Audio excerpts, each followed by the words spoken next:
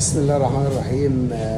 طبعا يا جماعه الحاجه اللي انا عارضها دي من النوادر. طبعا التيل الاصلي مش موجود في مصر بمعنى الكلمه، وكل اللي موجود المضروب. احنا النهارده بقى بنفتح المخازن بتاعتنا وبنفتح التيل وملناش دعوه بالدنيا بتغلى الدنيا بترخص، احنا ملناش دعوه بالكلام ده كله. احنا النهارده بقى بنفتح التيل، بنفتح مخازننا ونطلع الاتيال الاصلي عشان كانت خلصت من عندنا وقلنا نطلع الشحنه الثانيه.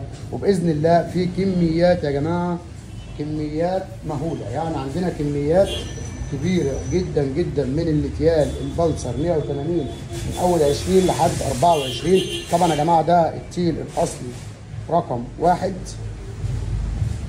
ده التيل نفس اللي بينزل فيه بلسر، نفس اللي بينزل فيه البلسر 180، مش التقليد، نفس اللون يا جماعه ونفس الختم الفحر الاصلي.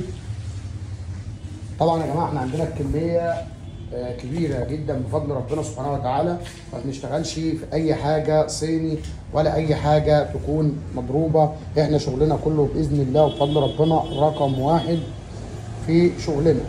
طبعا بفضل الله المخازن عندنا من سنين السنين، يعني ما احناش لسه داخلين في موضوع قطع الغيار قريب، بالعكس يا جماعه ده احنا قطع الغيار دي احنا شغالين فيها من ايام جدي.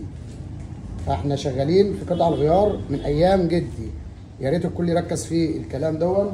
ما احناش لسه النهارده فاتحين قطع غيار او عندنا معارض قطع غيار، لا يا جماعه احنا عندنا من زمن الزمن، وبفضل الله احنا النهارده فتحنا الكميه للبيع وشحن لجميع المحافظات بفضل ربنا سبحانه وتعالى، والكميه كبيره جدا يا جماعه، اي كميه بفضل ربنا موجوده عندنا.